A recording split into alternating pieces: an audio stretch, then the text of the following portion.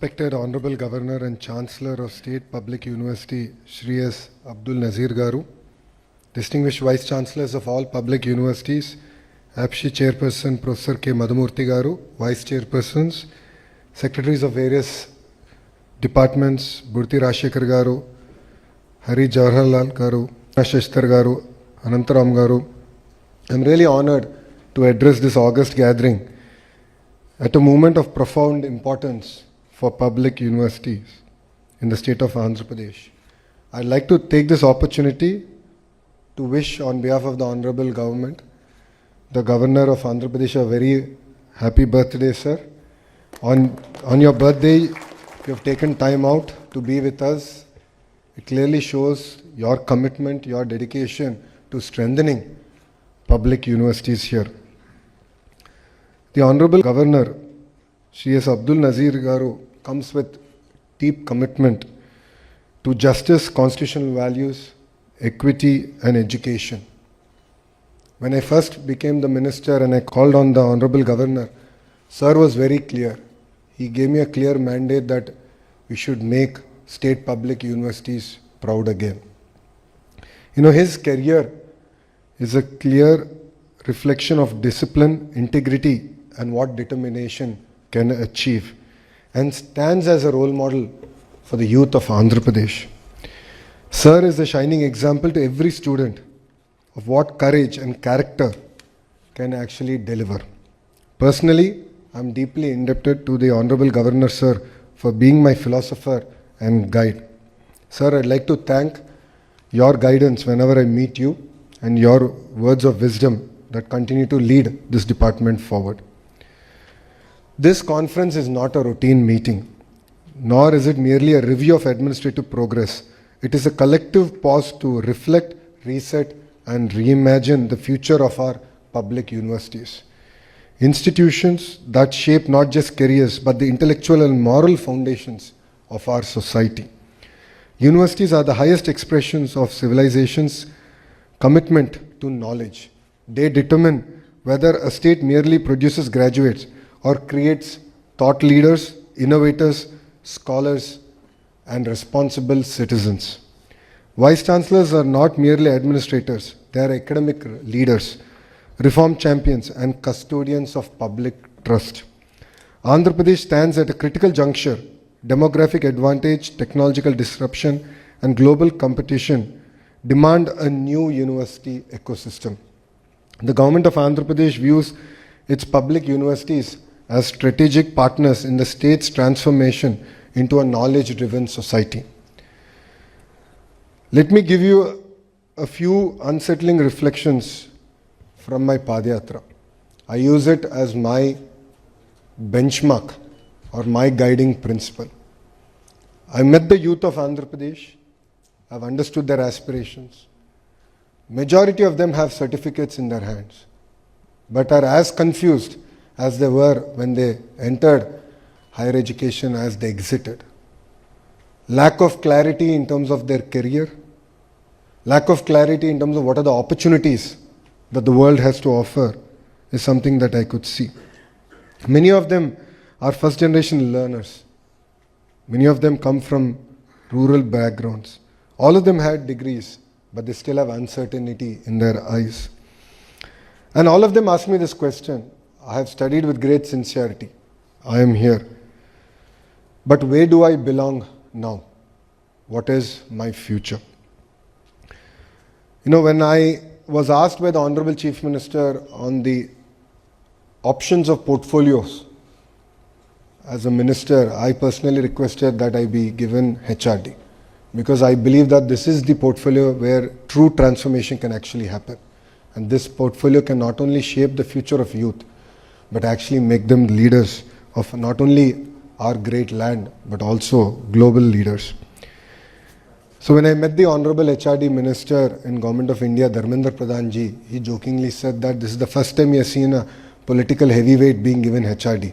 And I merely stated to Sir that this is the importance and seriousness with which we are treating the entire HRD ecosystem in the state of Andhra Pradesh. I want to focus on 5 core issues in higher education. First is what is taught and what is needed. The issue of relevance deficit. Access without quality education is the challenge we are seeing today. Obsolete and static curriculum is the second challenge that I personally have seen. And a low global competitiveness in our degrees. As all of you know, I'm lucky to have an MBA from Stanford University, and recently I hosted Stanford alumni and current students over a dinner. And to my surprise, I got to know that Stanford, the Graduate School of Business, which runs the MBA program, revised its entire curriculum all over again. So they did this when I was part of, when I was doing my MBA there. They did it once and they're doing it all over again. Now, how many times have we done this reset? It's not mere improvement, it is a reset of their curriculum. So I would request all Vice Chancellors to look at this. Second challenge is degrees without livelihoods. Poor internship, apprenticeship and placement system. There's no credibility for the degrees that we are awarding. And there's a complete academic isolation from the industry that we today struggle with. Third is our publications without purpose. Research, innovation and knowledge impact gap continues. Research quantity is focused more than on the impact of the research that is being done. Weak innovation and startup ecosystems in our institutions. Poor IPR, patenting and commercialization is the other challenge I see under this bucket. Fourth is administration over academics. Inordinate time is going to focus on administration and not on academics. I understand that we are going through a phase of governance, leadership and faculty challenges in our institutions. I understand that these are not decisions taken by us. There are some legacy decisions that are haunting us. But these are challenges and we need to build on it. And all of us have to give more time towards academic rigor. We have to spend time to motivate our faculty, build capacity, and ensure that decisions that we take are driven by data and not merely past precedences or practices. The fifth bucket I like us to think about is universities where students endure, where students experience equity and sustainability is very, very important. Currently, I truly believe that poor student mentoring and well-being and support is our challenge. Greater emphasis has to come here. Financial stress and unsustainable funding models continue to have challenges on our institutions, so we have to learn to at least start on the journey of financial independence. All of your institutions have created world-class talent. Their CEOs who are heading Fortune 500 companies, Andhra University in particular, should be singled out for it. So we have to tap into that network. We have to build financial independence. And this is something I would request all of you to look at it. Definitely regional, social, gender imbalances is another area that we need to focus on.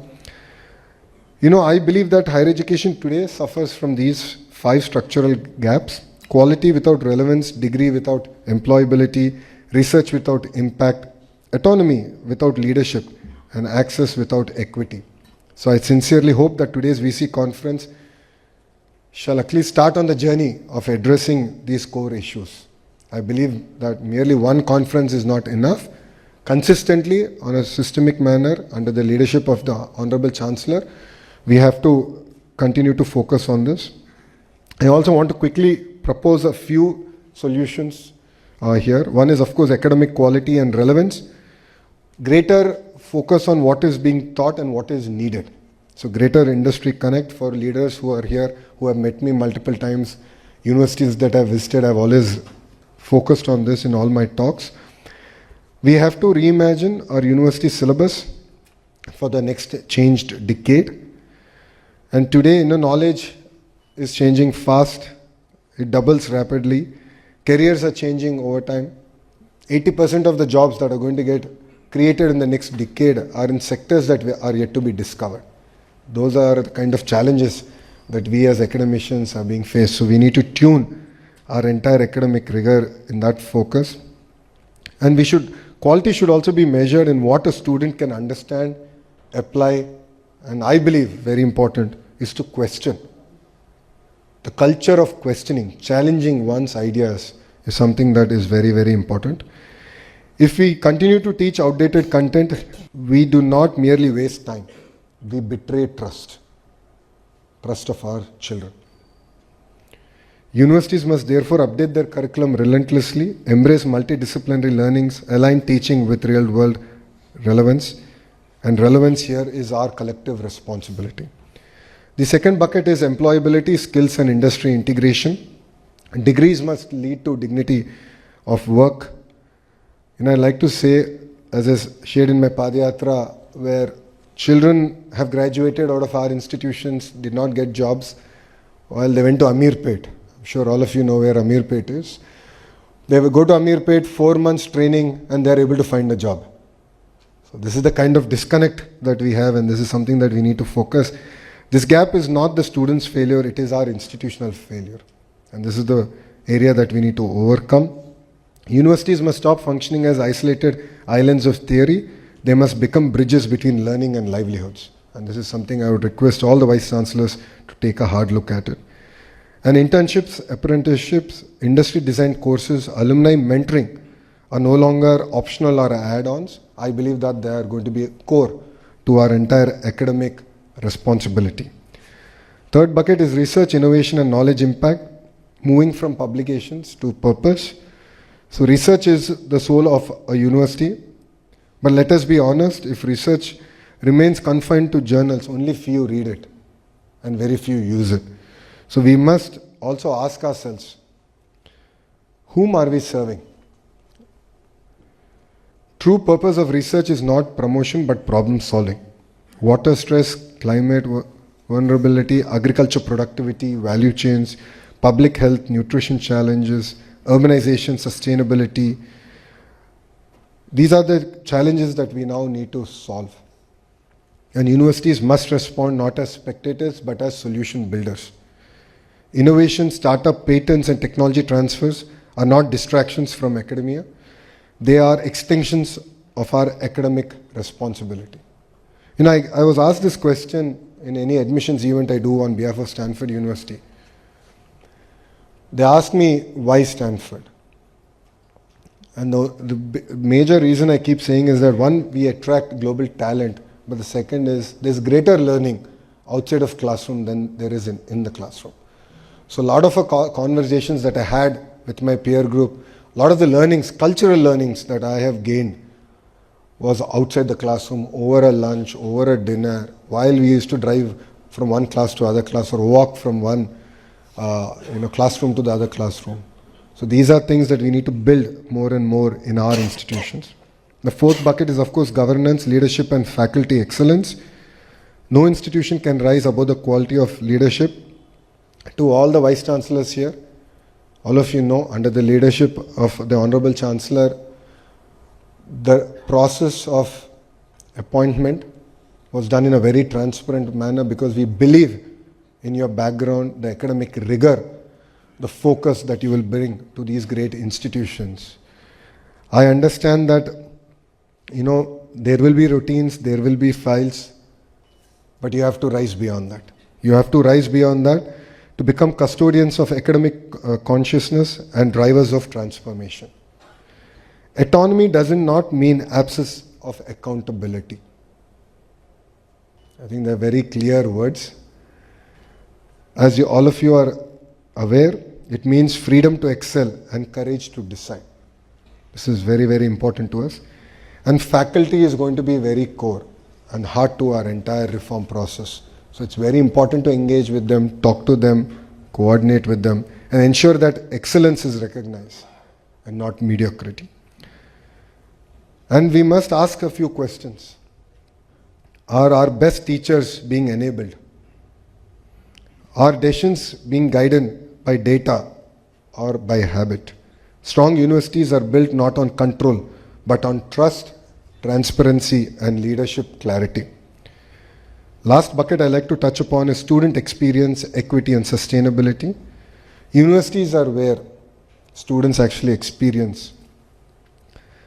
It's very important that students should feel supported, not intimidated, mentored, not abandoned, inspired, not anxious. Mental well-being, mentoring, digital access and inclusion are no longer peripheral concerns, they are central to academic success. At the same time, universities must be financially sustainable, diversify resource, engage alumni and serve regional development needs. A university that ignores students experiences risk of becoming irrelevant no matter how old or prestigious it is. So I would request all vice chancellors to also designate open house program where at least a few hours a week you spend time interacting with students. You can create it as a structured program, unstructured program, but greater interaction is what is very, very important. I think we have a lot to learn from students today. They come with a lot of ideas, they understand the challenges, they know the solutions. We as leaders should only focus on implementing those solutions. I believe that these 5 reforms that I'm proposing are not separate agendas, they are one unified truth. Quality without relevance is hollow. Degrees without employability are unjust. Research without impact is empty. Autonomy without leadership is dangerous. And access without equity is incomplete. So I'd request all the vice chancellors to spend some time to ensure that you personally track and deliver on these key buckets. And as we have said, today there's a clear agenda in front of us.